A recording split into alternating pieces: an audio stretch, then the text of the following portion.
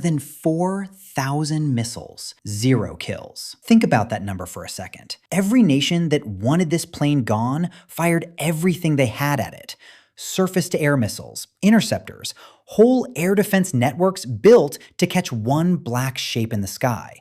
Over 30 years of flying through the most hostile airspace on Earth, hostile gunners launched over 4,000 missiles at the SR-71. They hit nothing, not one. And here's the part that makes engineers smile. This plane carried no countermeasures worth mentioning, no fancy jamming pod to save the day. Its entire defense against a guided missile was one absurd, beautiful idea. When something locked on, the crew didn't dodge. They didn't pray.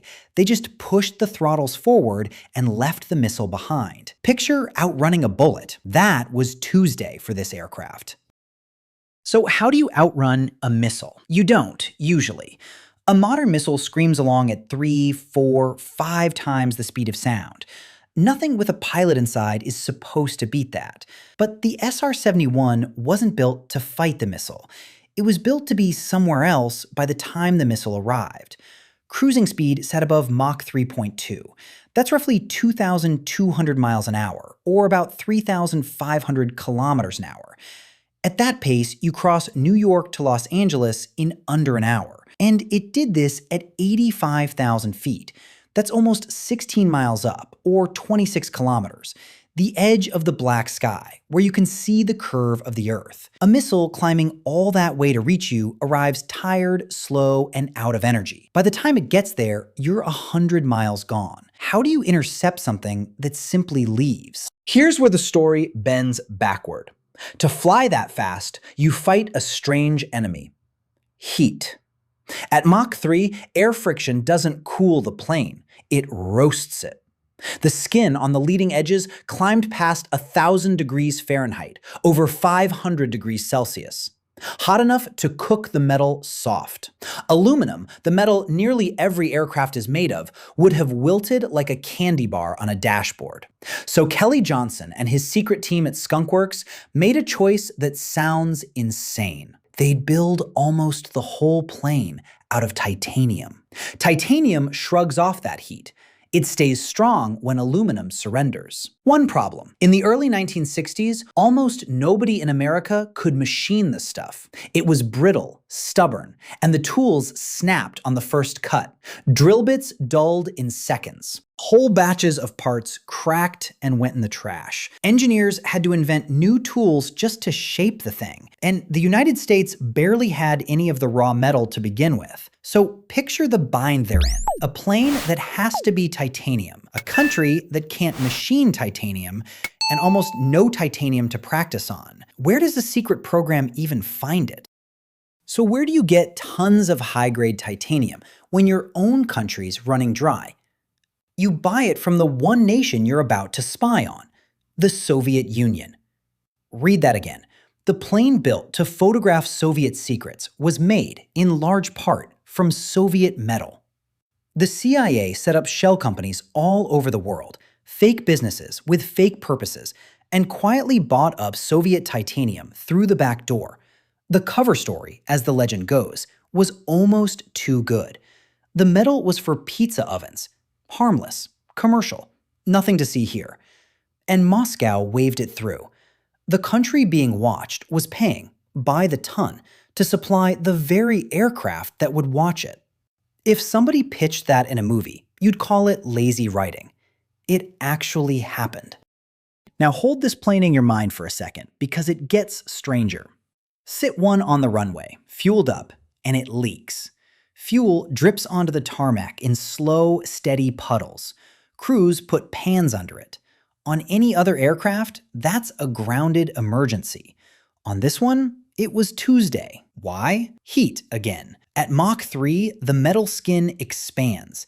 It actually grows several inches longer in flight. Stretch a metal plane in the air, and what happens to the seams? They pull apart. So the engineers couldn't seal the fuel tanks tight on the ground. If they had, the panels would buckle and tear apart once the plane stretched. Instead, they built the tanks loose, with gaps, knowing the panels would slide shut only when the airframe heated and swelled. The plane sealed itself in the air. On the ground, it bled. A jet designed to leak on purpose. When was the last time you heard that? And the fuel itself wasn't normal fuel. You couldn't pour ordinary jet fuel in this thing. At those temperatures, regular fuel would boil and explode. So they invented a special blend called JP7. The stuff barely wants to burn. Drop a lit match into a puddle of it and the match goes out. Think about that.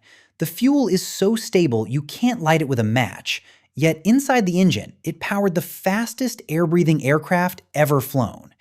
They even used that same fuel as a coolant, running it through the airframe to soak up heat before it ever reached the engines. The plane drank its own air conditioning. Every problem this aircraft created, the engineers turned into a tool. The heat that should have killed it became part of how it worked. Let's go back to that first day, because the whole thing nearly didn't happen. December 22nd, 1964, test pilot Bob Gilliland eases the throttles up at Palmdale, California, and lifts a machine that doesn't fit any rulebook into the sky.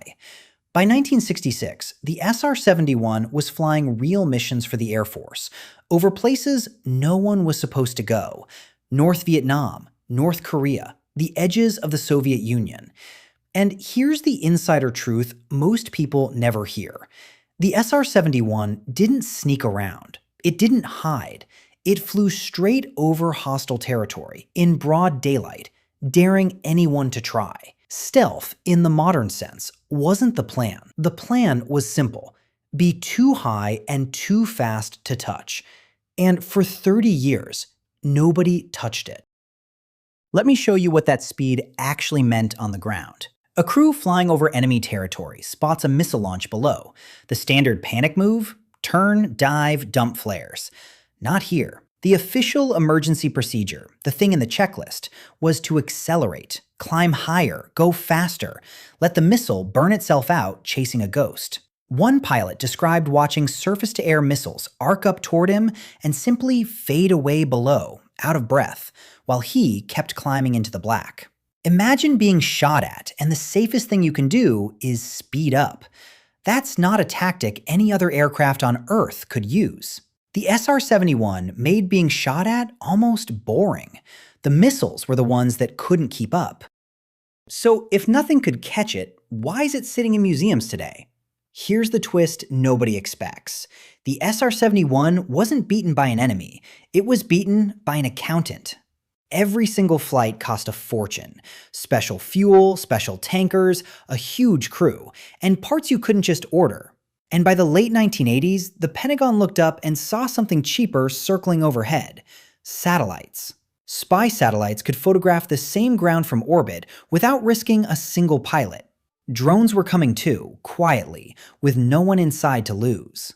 So in 1998, the Air Force finally retired it for good, and NASA flew the last two as research planes into the next year. The fastest jet ever built wasn't shot down. It was outvoted by a spreadsheet. And that's the strange lesson the Blackbird leaves behind. We remember it as the plane that couldn't be caught. And that's true. 4,000 missiles, 0 hits, a record set in 1976 that still stands today, decades later. Nobody has flown a piloted jet faster. But the thing that grounded it wasn't speed or heat or any enemy in the sky. It was the slow, boring math of cost and a new generation of machines that didn't need a human heartbeat on board. The SR-71 solved every impossible problem thrown at it. Titanium from its enemy, fuel that won't light, a plane that leaks on the ground and seals itself in the sky. It beat physics. It beat the missile. It just couldn't beat the budget. Outran every weapon, lost to the invoice.